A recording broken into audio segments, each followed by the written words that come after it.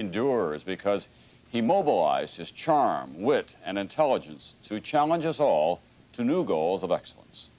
And so, my fellow Americans, ask not what your country can do for you, ask what you can do for your country. From the beginning, he represented something new, the promise of youth, a vision that anything was possible if we tried hard enough. It was the zenith of what had been called the American century. Americans were going into space, and the young president wanted to go even further. We choose to go to the moon in this decade and do the other things, not because they are easy, but because they are hard. Because that goal will serve to organize and measure the best of our energies and skills. Because that challenge is one that we're willing to accept, one we are unwilling to postpone, and one we intend to win.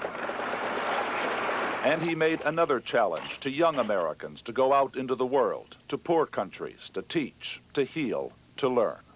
I therefore propose that our inadequate efforts in this area be supplemented by a Peace Corps.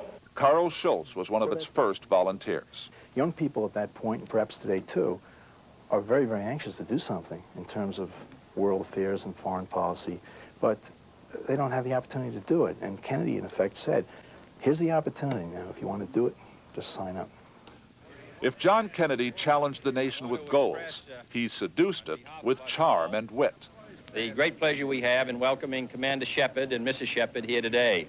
He didn't need a teleprompter. The members of the House and Senate Space Committee who are with us today, and this decoration, which has gone from the ground up here.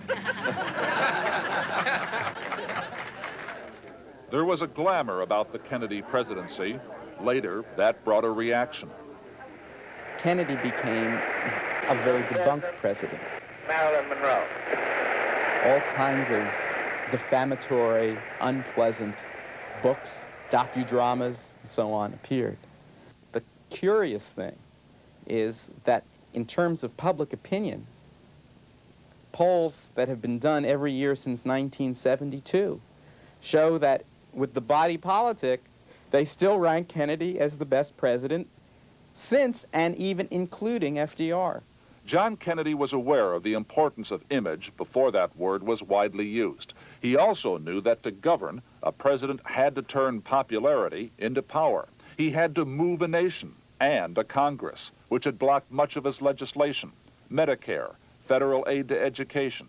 It was a constant battle. We've got great unfinished business in this country. We aren't able overnight to solve all the problems that this country faces. But is that any good reason why we should say, let's not even try? That's what we're going to do today. We are trying. We are trying.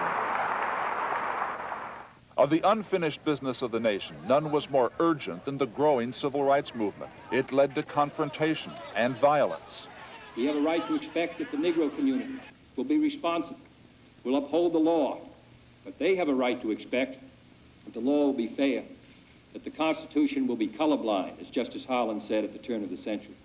This is what we're talking about, and this is a matter which concerns this country and what it stands for. And in meeting it, I ask the support of all of our citizens. He really put the presidency behind the moral cause of civil rights in that speech. And after that speech, there could be no turning back on civil rights. John Kennedy admired those who showed grace under pressure. His test came in the Cuban Missile Crisis. We know how he stood up to Nikita Khrushchev. What is not so well remembered is what he did afterwards. At a speech at American University in Washington, he started the process called détente with the Soviet Union. Nuclear powers must avert those confrontations which bring an adversary to a choice of either a humiliating retreat or a nuclear war. That summer, the United States and the Soviet Union signed a nuclear test ban treaty, their first arms agreement. Let them come to Berlin. In June of 1963, John F. Kennedy was in the full summer of his presidency. At noon, on a sunny day in West Berlin, The man and the moment came together. All free men, wherever they may live, are citizens of Berlin. And therefore, as a free man, I take pride in the words, Ich bin ein Berliner.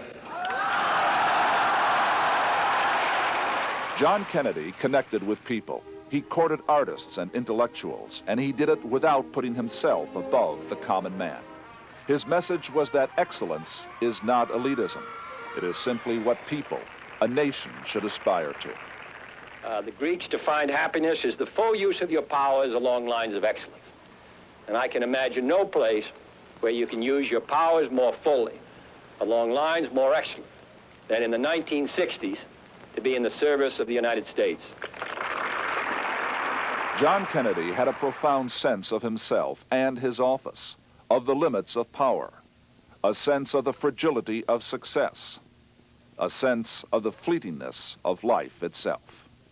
For in the final analysis, our most basic common link is that we all inhabit this small planet. We all breathe the same air. We all cherish our children's futures. And we are all mortal.